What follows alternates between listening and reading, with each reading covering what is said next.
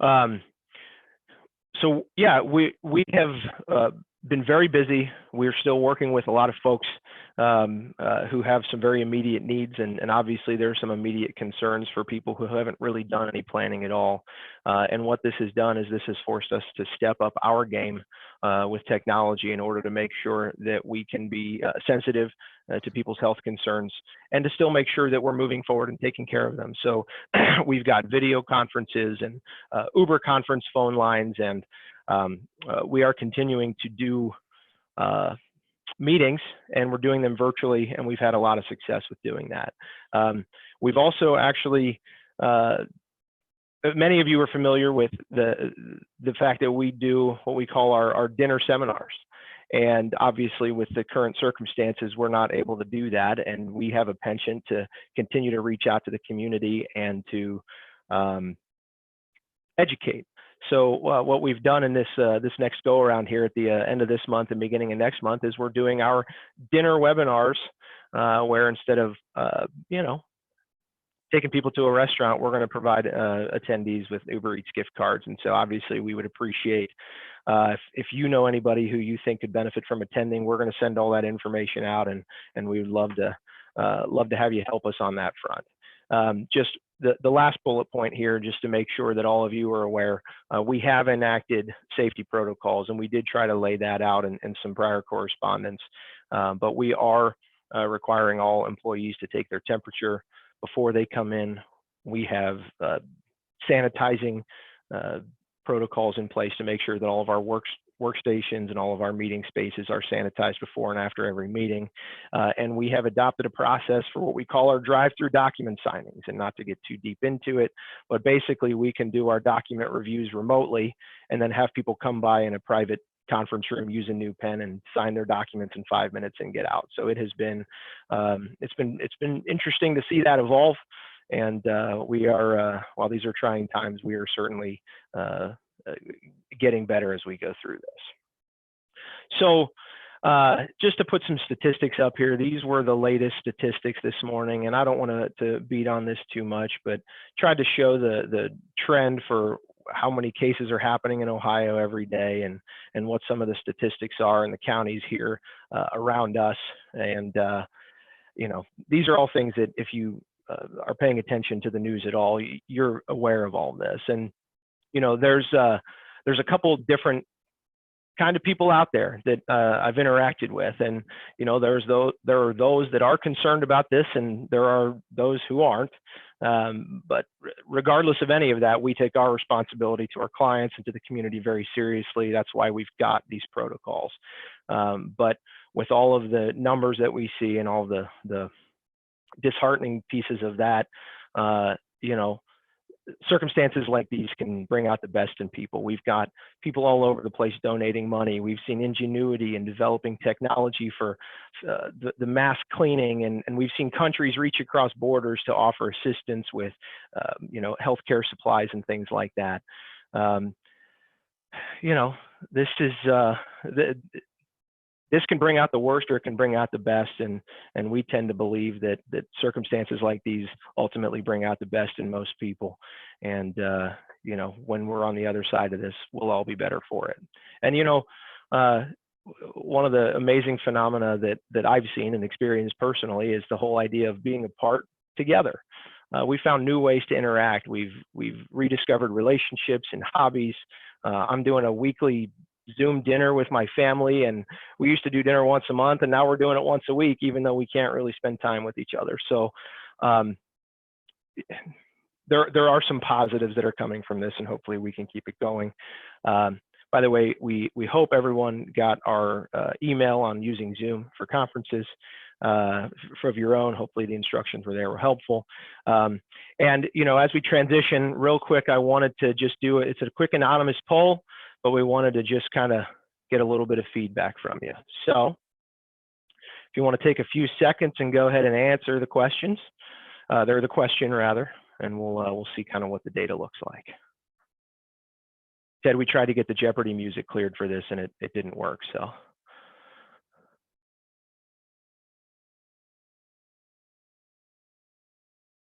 we'll give a couple more seconds to get answers in. They're pouring in now.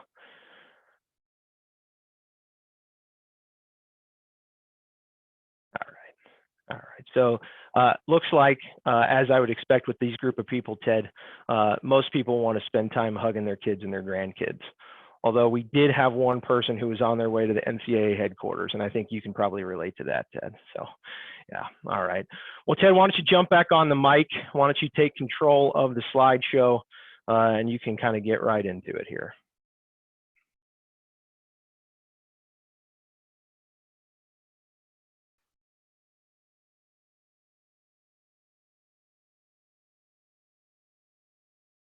Well, thanks, Mike. I appreciate you giving me the mic to talk a little bit about the CARES Act.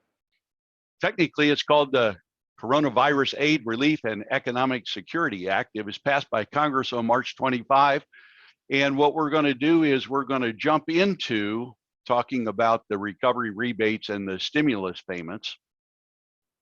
So let's go to, let's see here. See if I can get this back from Mike.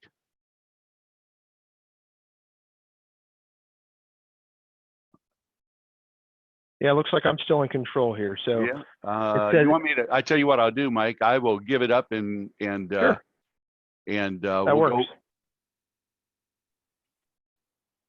So the recovery rebates, or otherwise known as the stimulus payments, there's probably some of you who have probably already received them. Just a couple things we want to point out about these payments that are coming in. There's a lot of questions about it. There's a lot of confusion about it. And if you read the paper this morning, you realize that even some of them are being sent to people who have already passed away. Some of them are being even sent to people into the wrong bank account. So Lord knows how the IRS will ultimately sort that out. But the bottom line is, I'm sure they will. It is estimated that over 90% of taxpayers, I think the actual number is about 93% of taxpayers are going to be eligible to receive one form of recovery rebate. Again, it is provided as a refundable tax credit.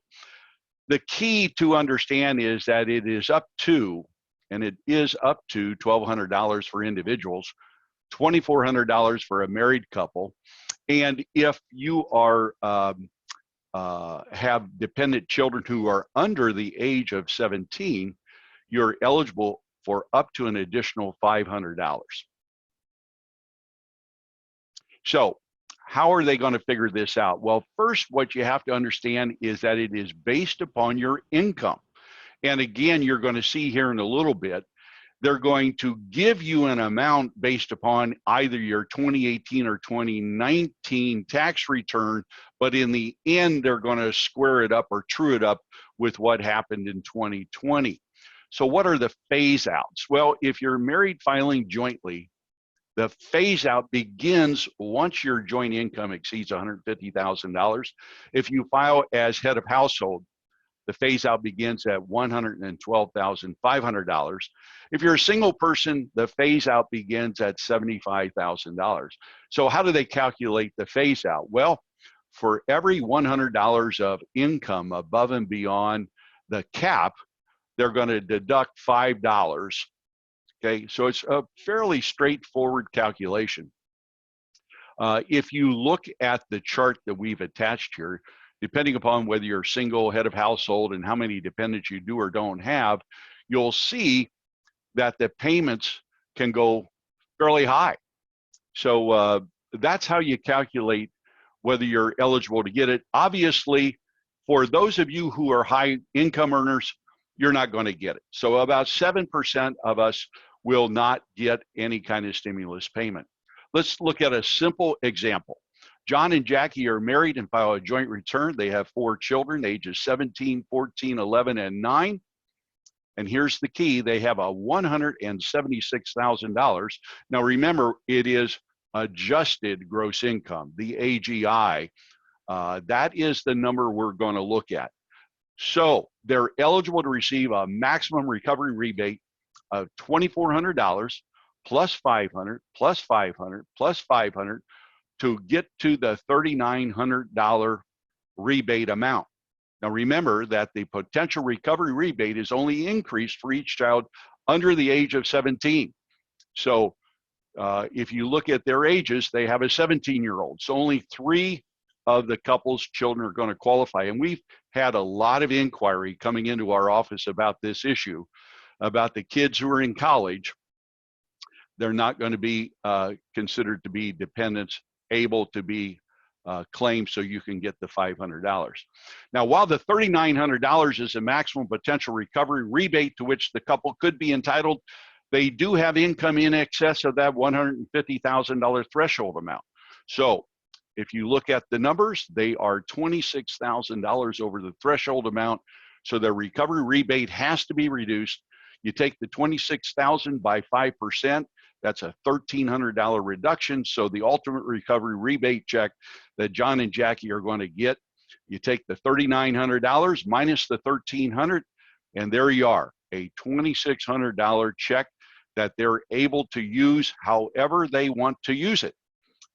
Just as an aside, my older brother Denny came in here the other day, and he told me that he has decided that our niece, who is having some medical issues, is going to get his stimulus check. He's going to give it to her so she can help buy groceries and pay some medical bills. A lot of other of our clients are going to take their check and they're going to give it to St. Vincent de Paul or the homeless shelter, what have you. So seeing some pretty interesting things, some amazing things going on with what people are going to do with the check. So let's talk a little bit about how the IRS knows all this stuff. Well, believe it or not, they have computers. And in those computers, they have our 2018 or 2019 tax return. Now, this is kind of interesting because today is April 16th. We're going to talk in a little bit about the fact that they have extended the filing deadline. So maybe many of you have not filed your 2019 return. So what is the IRS going to do? When they look at your 2018 return, if the 2019 is not there, they're going to ultimately give you the check based upon that 2018 return. Then there will be an adjustment up if the taxpayer is owed money based upon their actual 2020 return.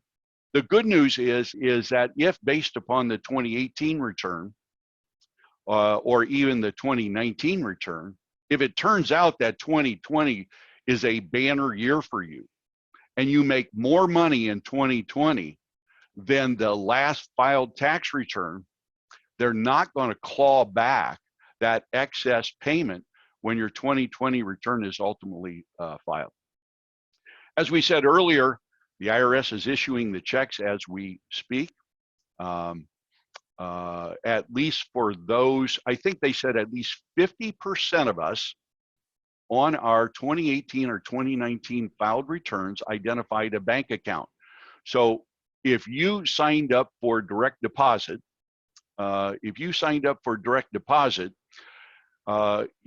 then that bank account on record is going to receive your check. Now, there will be obviously a large number of us who don't have a direct deposit account for whatever reason. We don't have that. And so the IRS is going to mail those checks.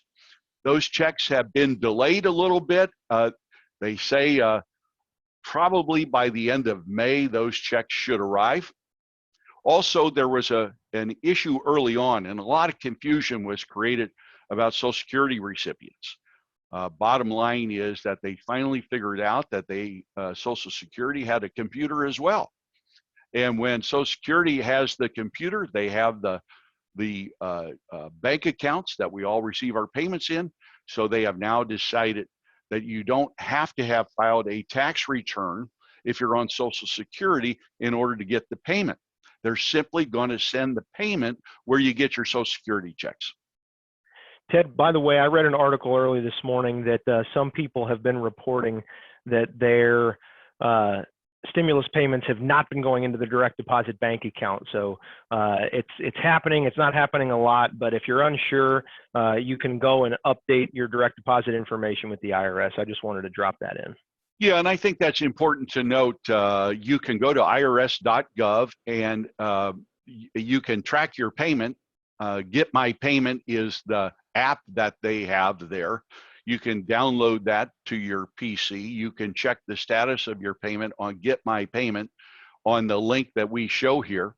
But at the end of the day, if you haven't gotten your payment yet and you can update your payment, here's the one thing that I have cleared up.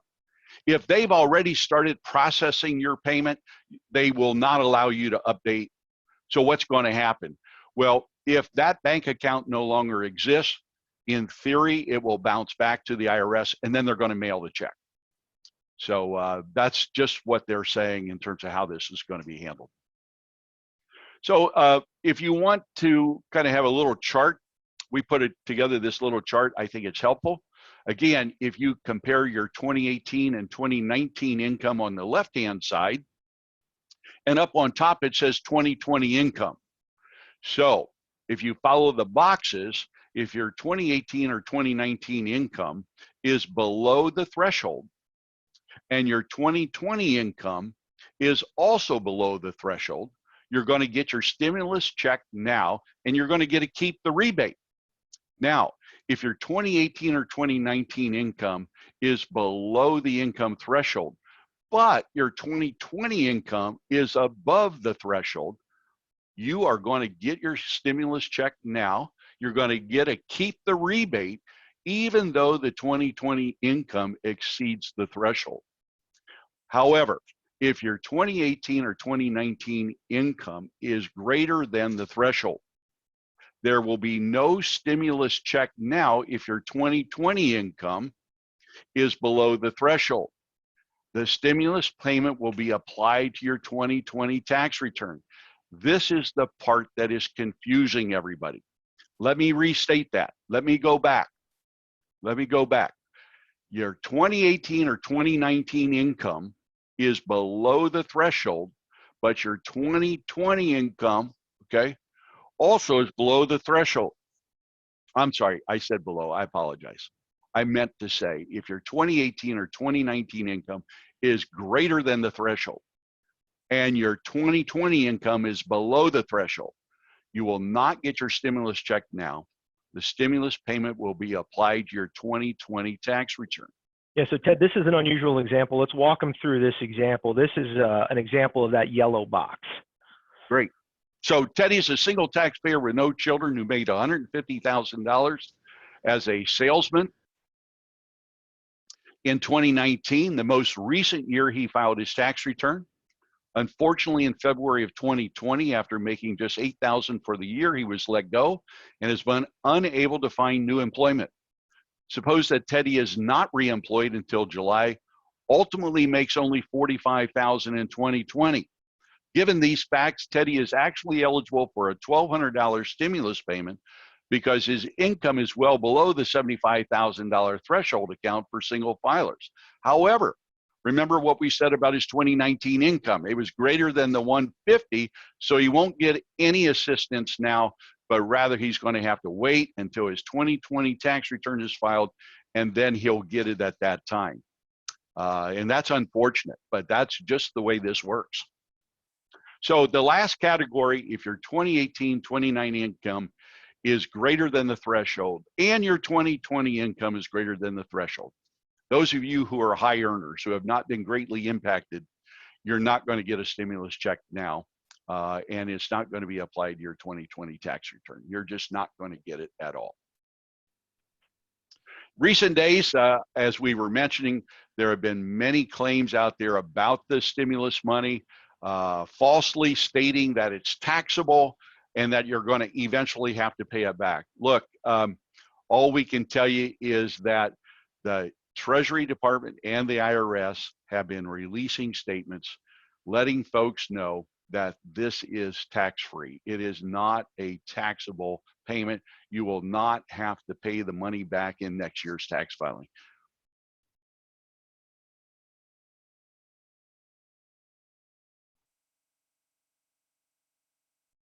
So let's go back to the glitch that we're talking about here. While the tax filing deadline for 2019 has been extended to July 15th, those taxpayers whose incomes were low enough in 2019 to make them eligible, but they were not low enough in 2018 to receive a rebate now, you may want to file your 2019 return as soon as possible to try and get it in before the IRS calculates the current payment amount. So, typical example, you made $200,000 in 2018, 2019 tax year, you made, say you're a single person, you made under $75,000, but you haven't filed your return yet. They're going to rule you ineligible because your 2018 return is the last one on file.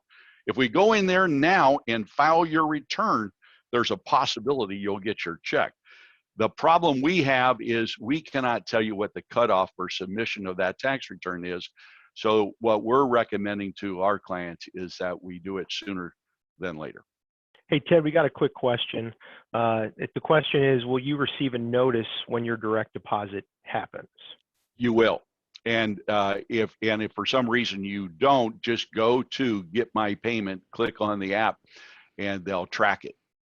Yeah, but I was reading online this morning that people are getting notices. Now, I will tell you, there is some, I saw somebody in the paper this morning said that when they got their notice from Wells Fargo, it included, when it came in, it included their Social Security number on it.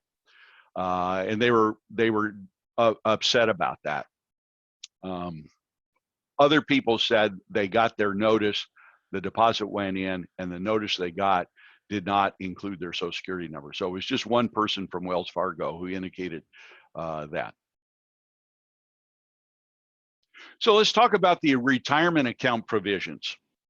These are really important for those of us who are struggling and are looking for ways to try to stem the tide here. You know, by all accounts of everything that I follow, that I read, you know, we're going to go through some struggling economic times here, no doubt.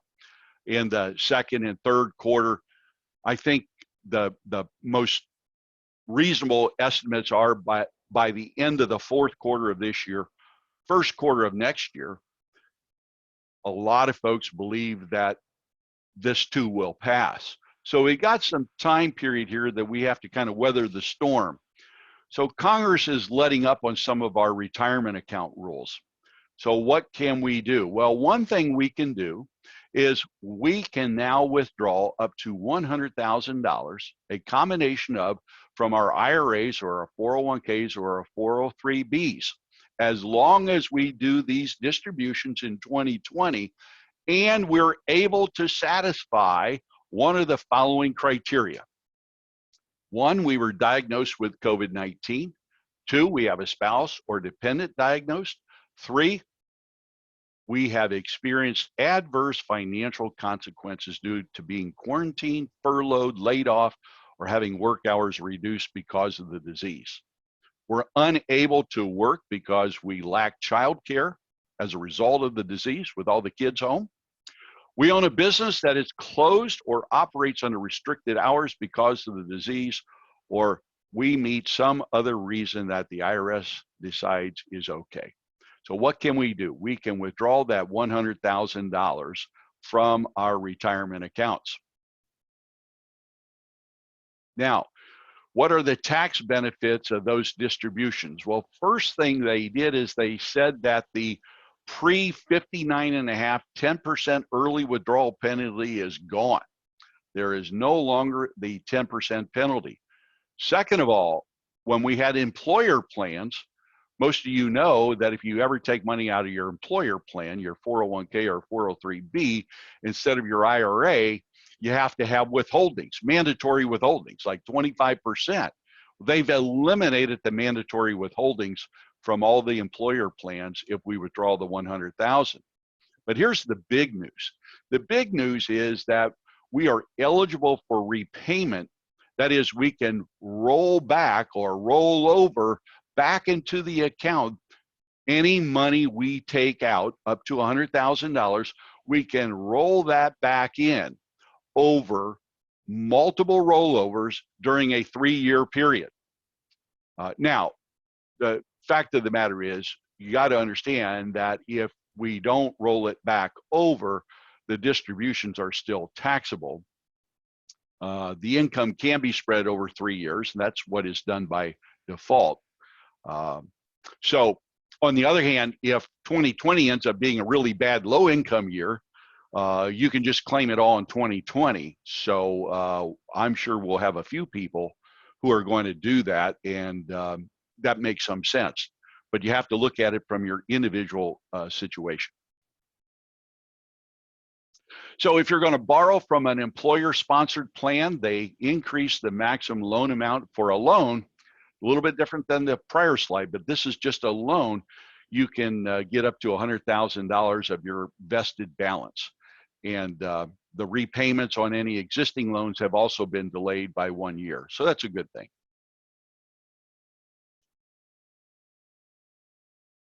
Now, here are some of the big news. As most of you know, earlier, Congress extended the age for required minimum distributions from April 1 of the year after you turn 70 and a half. They extended it to April 1 after the year you turn 72. So they previously gave us up to 72 to take the RMDs. Well, guess what? Even for those who are older than 72, the RMDs are totally suspended for 2020. That includes your IRAs, your 401ks, your 403bs. That is, well, I have clients of mine who have asked me, what do you think we ought to do? I will tell you my general rule. If you don't need the money, why pay the tax? Now, that's just my general thinking. I hate to pay taxes. I'm just one of those. I don't like to pay any more than what I have to. Imagine that. Oh, by the way, I don't want to forget this. First-time recipients. So let's say you're required to take a RMD in 2019, but you haven't taken it yet, and you're going to take yours in 2020. Well, guess what? First-time recipients get to suspend both of those RMD, the 2019 and the 2020. And that's an important thing to remember. Also, for those of you who are involved in an inherited IRA or a stretch IRA, it is good to know that those RMDs are suspended as well. So not only is it applying to your IRA or 401k, but any inherited IRA that you have as well. And by the way, for those of you who are on a 5-year payout rule, because you didn't have technically a qualified designated beneficiary, so your IRA is having to pay out to you, 2020 is going to be ignored for purposes of that 5-year rule. So Ted, we just had a question come in on this exact topic. So here's the issue. What if I already took my RMD this year? What can I do? You know, some of us are early birds. Mike, a lot of clients who are early birds. Here it is, it's April 16th and they've already taken their RMD. And now you're telling them that they didn't have to. So they're going to have to pay taxes. And Ted just said, don't pay taxes unless you have to. Well, here's our thoughts. A couple things that Mike and I have thought about. You do have a 60-day rollover. So the easiest thing is if you, what date would that be? February? So there you are, you got 60 days to get it back. You can do a 60-day rollover and put it back in. Or Congress has, remember, set up this rollback provision over the next 3 years. So you can do it over the next 3 years. Unfortunately, it's not available for beneficiaries of inherited IRAs. That is a caveat that I think we're right on that. From what everything that I've seen is that the rollback doesn't apply to inherited IRAs, unfortunately. I don't, and that probably is just a mistake in the language, but I think that's going to be the rule. So hopefully that's helpful. Let's turn the page a little bit and talk a little bit about assistance for workers and employers. So the big news in the Dayton Daily News for the last 2 days is talking about how the unemployment fund in the state of Ohio is going to run out without more help. And as you probably know, Congress just recessed last night. They just recessed until May 4th. So they're going out of town for 3 weeks. Now, they may or may not be able to reach an agreement today on putting $250 billion more into a program we're going to talk about in a little bit called the PPP program, but also $250 billion being spent out to the states and other jurisdictions, primarily to help with unemployment, as Governor DeWine is asking Congress to do. There is a battle going on in Congress whether the money is going to go for unemployment or go for small businesses. Oftentimes these kind of things get compromised, but there's a lot of heated debate going on over what they ought to fund and how much money. Having said that, we all want to say, well, how much money can they spend? Some countries are spending 20% of their GDP on these kind of programs, and we're nowhere near 20% of GDP.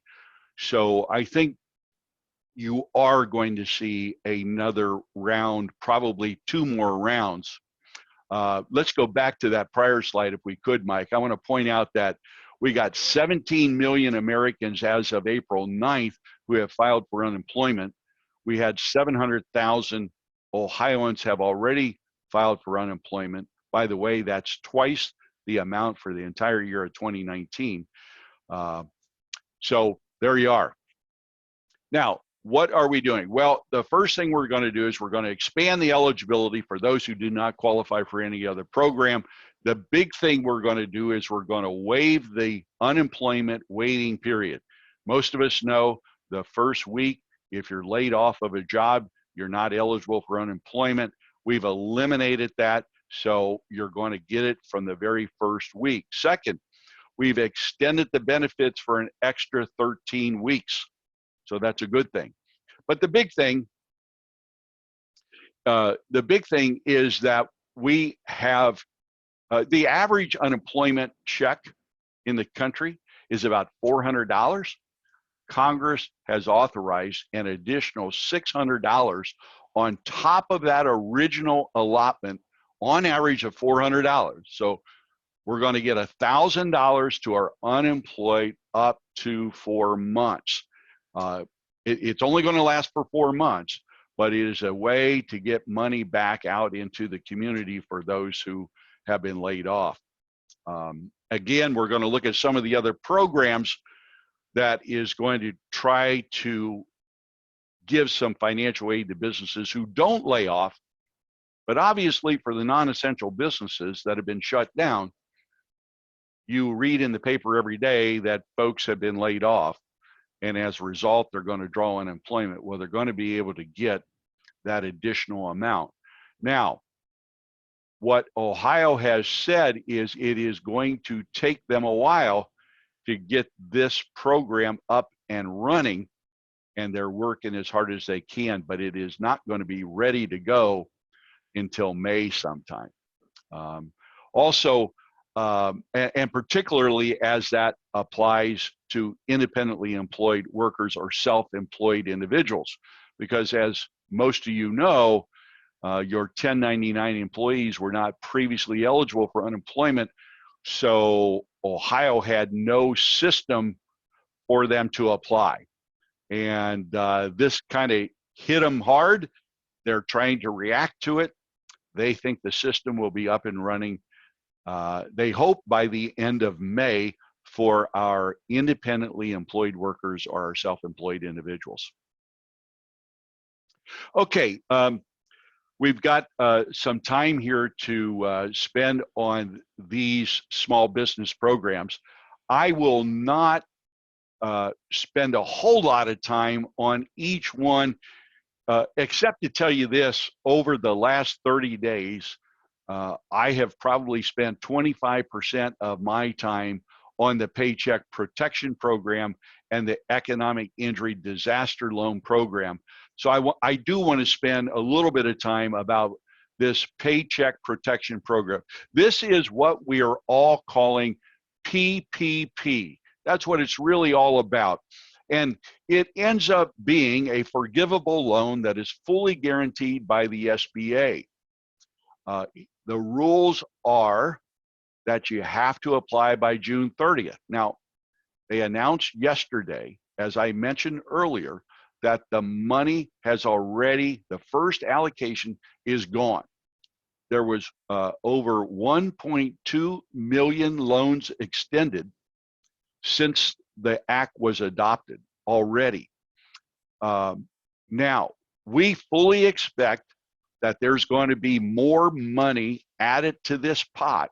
So we're encouraging people file sooner than later, because we think those individuals who are in line, they're going to take it in the order in which they were filed. Now, the loan comes out as a 1% loan.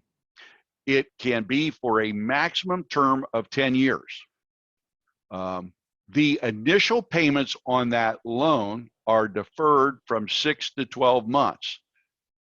Now, what is interesting is that in order to be eligible for the PPP program, first of all, you have to be in a business that has less than 500 employees. You have to certify that the loan is necessary due to the current economic conditions caused by the virus. In terms of calculating the amount of forgivable loan that we're eligible for, can we go back one, Mike?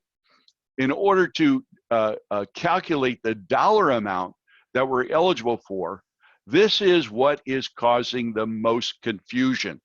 So let me just tell you briefly how the calculation is. We're going to either look at the amount of payroll, the amount of wages that the business paid in 2019, or maybe the preceding 12 months, whatever we have records for. We're going to take a look at that, and we're going to come up with the monthly average payroll. Once we determine the monthly average payroll, we're going to take that times 2.5. That will tell us the amount of forgivable loan that we're going to be eligible for. Now, when we look at payroll, what has caused all of the confusion, people do not know if they are self-employed, whether they count the net profit if they have no other employees. The answer now we know is yes, you do. So if you have a business and you're self-employed, you're a sole proprietor, and you made $60,000 last year, you divide that by 12, that's 5,000. You take that times 2.5, and that is the amount of forgivable loan that you're eligible for. If you have an S corporation, you cannot count your distributions, but you can count your salary and your employee's salary. I had a farmer the other day. He does not pay himself a salary, but he pays his wife and son a salary. And if he has anything left over, he takes it as a distribution.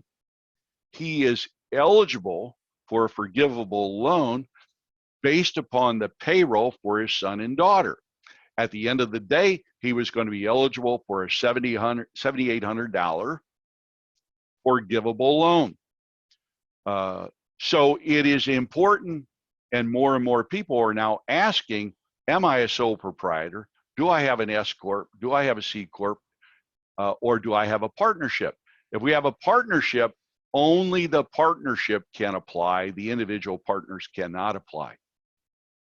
So let's go to the next slide and let's talk about, okay, here's what everybody is talking about. Let's say we're eligible for a $20,000 PPP loan and we get the loan proceeds on May 1. The government has said that if we get those proceeds and spend 75% of it on payroll costs, then that loan over the next 8 weeks, that loan will be totally forgiven if we spend it on those allowable 75% on payroll. And then they're going to allow us to spend the other 25% on things like utilities or rent or mortgage interest. What's interesting is we have to guarantee the program, though, that we have the same number of employees over that 8-week period as we did prior to February 15th of 2020. So what does that mean? Well, that means is if we have let somebody go after February 15th, and let's say we let 3 employees go and we apply for PPP, we're going to have to bring back those employees to keep them on the payroll. That's the idea behind the program, or we're going to have to repay the loan if we don't bring the employees back. That is a real critical thing to understand. And that's really what the determining factor is are we going to bring back those employees? Now, for those of us who are essential businesses, it's fairly easy because we've kept the same number of employees, so that issue isn't as important. On the other hand, we have businesses that are non-essential who have had to shut down, and they have to make this decision whether to go with PPP or not. But just remember, it does apply to our smaller businesses, and that's, I think, the thing to understand about PPP. We're filing a number of these PPP applications for our clients and help them collect the data, help them fill out the application, holding their hand through the process, and then going to make sure, it's really critical to make sure that we spend the money properly, 75% on payroll, 25% on the other listed items, utilities, rent, interest. We cannot use the PPP money to refinance a loan and pay off debt. Unfortunately, that's not allowed. Let's talk about economic injury disaster loan, EIDL. And oh, by the way, in theory, you can be eligible for both PPP and EIDL. So what is EIDL? It is a true loan program. The maximum amount you can get is $2 million. And the proceeds must be used for working capital needs of the business. The interest rates are going to be 3.75% for businesses, and they finally released saying that nonprofit entities, and this I think is going to help a lot of our nonprofits, will only pay 2.75%. What is interesting about the loans is that they have a 30-year term, depending upon the needs of the borrower. There's an automatic 1-year deferral on the repayment. And they will give you what they're calling an advance of $10,000 that you can request. And at the end of the day, whether you ultimately take this loan or not, they're going to allow you to keep the $10,000 just for having asked for it. You do have to, the business must be adversely affected by the virus. You must be a small business, but it does include sole proprietors as well as independent contractors.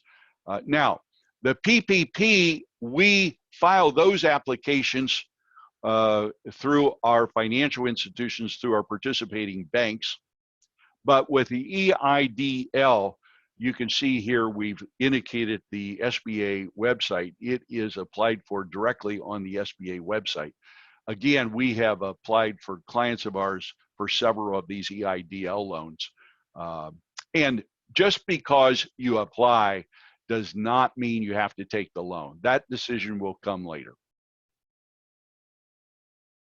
So Ted, there's a couple of other these sort of employer benefits that this one gets into a little bit of convoluted math, and I want to make sure we get to some of the other provisions. But if we keep employees, the IRS has offered up a formula to give employers credit for wages that are paid to them. And of course, if you're an employer, we can talk about this in more detail if you need to, and you'll see the math on here when we send out the PowerPoint.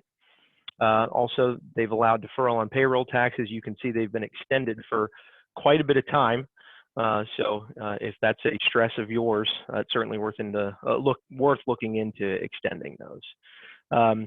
So there's a couple of other provisions of the CARES Act, kind of some meat and potato type things that are relevant to our clients and their families. Hopefully everyone knows that if you didn't file your tax return yesterday, you're okay. You did get a reprieve for the next few months until July 15th. And along with that, to the extent that you were planning on making extra contributions to your retirement accounts, the IRS gives, it's typically April 15th, this year is no different. For 2019, you can make contributions to IRAs, traditional or Roth.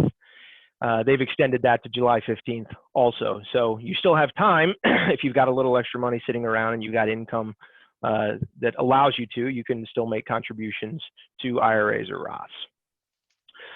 There were some provisions related to student loans. They have suspended any required payments until September 30th, no interest accruing. People are still allowed to make payments if they want. One quick note for you or your family members, if they want to stop making payments and they're on an auto pay program, they have to be proactive in stopping the payments. It does not happen automatically from the lender's side. So the borrower's got to take an affirmative action. They're no longer collecting on federal student loan debt. And there's a program where employers can assist current employees with education costs. They've sort of expanded that to allow employers to assist employees with their student loans, and that payment toward the student loans does not count as income toward the employees. So they've expanded that. So there's definitely some relief for our family members who happen to be staring down the barrel of some student loan payments. Briefly, there have been some provisions related to healthcare and Medicare. The definition of medical expenses is now expanded for health savings accounts and flexible spending accounts. It includes over-the-counter medications and menstrual care products for women. Telehealth services, obviously where we are, that has expanded quite a bit in every industry, and it's good that the CARES Act has taken that into consideration to allow people to get telehealth services covered. And then you can see the benefits of, for those of you on Medicare, the vaccine will be available at no charge once it's available. And if you've got Part D, you can actually get 90 days worth of your medication. I'm going to go through this quick, but you can get, if you make a cash charitable contribution, you can get a deduction of $300 there. The important thing to understand on this particular $300 deduction, it's if you do not itemize, it's an above the line correct. deduction. Okay, so just that's the last point there. And if you do, they've extended the limit from 60% of your adjusted gross income to 100%, but it all does have to go to a 501c3. You can see not a donor advised fund or other supporting organization. All right, so let's talk about planning through the pandemic here. The estate planning essentials. So obviously, the vast majority of our clients use trusts in their plan, and of course, having those up to date are important. But people are very sensitive about their healthcare documents, what you might know as our ancillary documents. And the good news is each and every one of you has taken the time to do those. You've put thought into them, and you have identified the people that you want to handle matters if you're not able to handle them yourself. The only thing I want to mention to everybody is, I don't know how many of you have family members who are healthcare providers. Like I have several that I know, and this is causing me to have conversations that I never thought I would have, in particular with respect to our respiratory therapists, as it pertains to intubation. So, for most of us, we say we do not want any extraordinary measures used to keep us alive if we're terminal or if we're permanently unconscious, that kind of thing. Some of my healthcare providers are amending their plans to make sure that they point out that if they happen to be afflicted with the virus, that they do want to be intubated, that they do want to be put on a ventilator and attempt to be brought back. So that's just a little bit of insight. If you have questions about your healthcare power of attorney and your directions that exist there or on your living will, that's something that I think we're going to be given more and more thought to.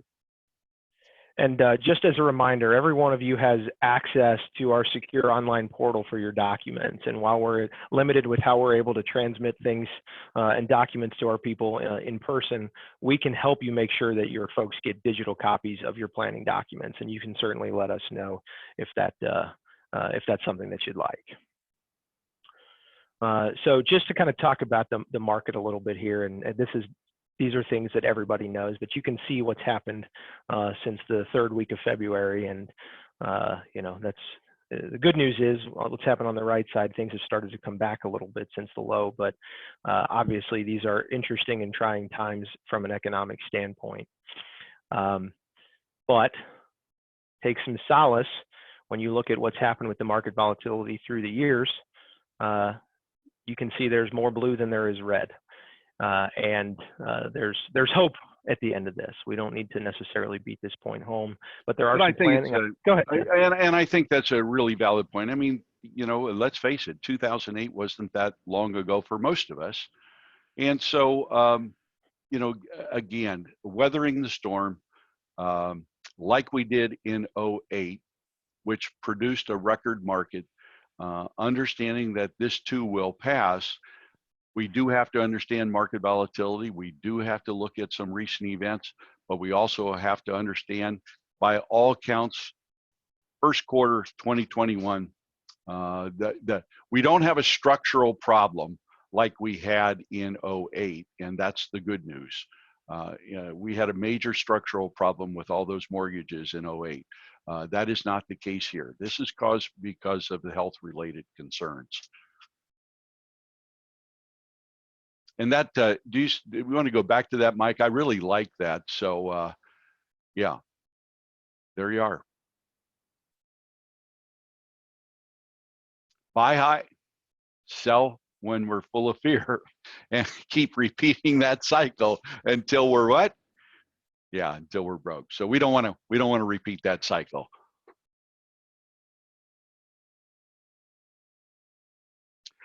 There are some clients of ours who understand current market conditions and want to have conversations with us as to whether now is a time to take a traditional IRA and do a Roth IRA conversions. What is that? That is moving assets from a traditional IRA to a non-deductible Roth IRA. Participants in Roth IRAs don't pay income tax when they withdraw the funds in retirement, because the money deposited into the Roth is from after-tax income.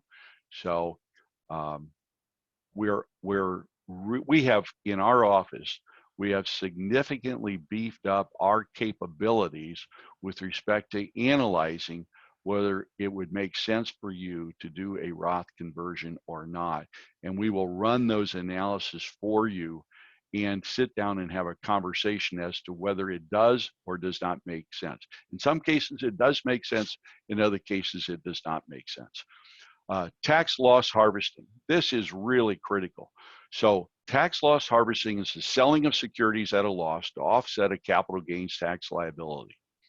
Making sure that on a regular basis, we recognize that we can harvest those losses by selling securities and getting gains and netting them out so that we significantly save taxes is a really smart approach, and we can help you figure that out. So we have asked both Justin and Danny. Justin is with Gudorf Tax Group. Danny is with Strategic Growth Asset Management. To help all of our Legacy Club members. You are all welcome to discuss any of these matters with them at any time or with us at any time. If you are interested in the PPP or EIDL program, We're able to help you there if you want to analyze the Roth conversions. If you just generally want to talk about the market and the volatility and what we expect. If you need help preparing your tax return, let's say you haven't gotten 2019 done, but you are looking for some help or some guidance. What we want you to know is that Justin and Danny are our partners and they're here to help.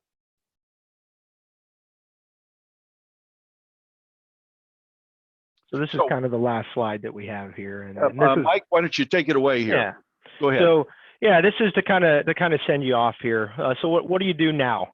Obviously, there's so much going on out there, and hopefully you got something out of today's workshop. If you haven't filed your 2019 tax return, now may be the time to do it. Look at it, what you did in 18, compare it to 19 to see if it might make more sense to get your tax return in there quickly. If you own a business or you're self-employed, look into the various stimulus programs for employers, the PPP, EIDL, FSA for farmers, and those are certainly things we can help, so don't hesitate to call us.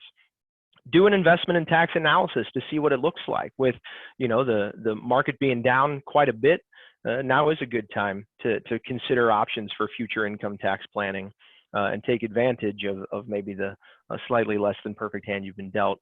Do make sure you look at your plan documents. Make sure that your loved ones have their plan documents. Make sure that they're current. Make sure we know where they are. All the basic stuff that sometimes we can forget about. And then we're going to send everybody a link to register for our dinner webinar. So if you can forward that on to anybody, that Mike, would be, Mike, what's the date of the webinar? We're doing it April 30th and May 5th. And again, for people who register and attend, we're going to send them a $20 Uber Eats gift card. Since we can't buy them dinner in person, we're going to let them buy themselves dinner on us. So we're looking forward to doing that too, and doing outreach a different way. Let me see here, Ted. I got one question here. Oh, so someone asks, are we able to do the estate planning and tax law review online? We are considering that. I appreciate that question. Obviously, we got a little trapped in March and we've expanded our capabilities. So we will be doing it soon. And I'm hopeful that even if we do it in person, we'll still have the ability to do it live or online, or at least record it, so that way it's available to those people who can't attend in person. We do love to see you, but if that's not feasible here over the next 30 days, we're going to tee this thing up and do it just like we're doing it now. It's a really good question. Yeah, that is a good question, and I think we should. We're going to have a leadership team meeting tomorrow, and tomorrow we can probably talk about that and make a decision in terms of how we want to handle that. One of the good things that our Legacy Club members, we can probably give them a little bit of peek under the covers. We are putting together our Legacy Learning Center in our Clayton office, and we've got 3,200 square feet that we're expanding into, and one of that is going to be able to allow us to do a little better job of streaming educational material out to our clients, but also to have events here with individuals present, assuming that we get over this and come whenever it is, we can get back together. Well, Ted, I think that's all we got here. I think that's all. There's no more questions that have come in. To let everybody know, we're going to make this available for your re-review. We're going to make the PowerPoint available to all of our Legacy Club members to review. We did get one more question that came in here. Should we get our healthcare do not resuscitate orders amended? Yeah, I think you do, and you need to talk to your primary care physician about doing that. Yep. Yep, and if it's a personal decision for each and every one of us, and if we can help in that regard, you just got to let us know. What's nice about the healthcare power of attorney is, while we don't have a way to electronically notarize it, it doesn't have to be notarized if we have two witnesses. So yeah, we can help you with that. Absolutely. One last thing too, we're getting our reps on these webinar things, and obviously we respect and trust you folks, and we're going to send out an evaluation for you. Just give us a little feedback on how it went, what you liked, what you didn't like, as we're always trying to improve. So everybody, thank you so much for coming today. It was nice to see the turnout that we had, And we are definitely looking forward to connecting with everybody soon. So take Thanks, care. everybody. Take care. Be safe.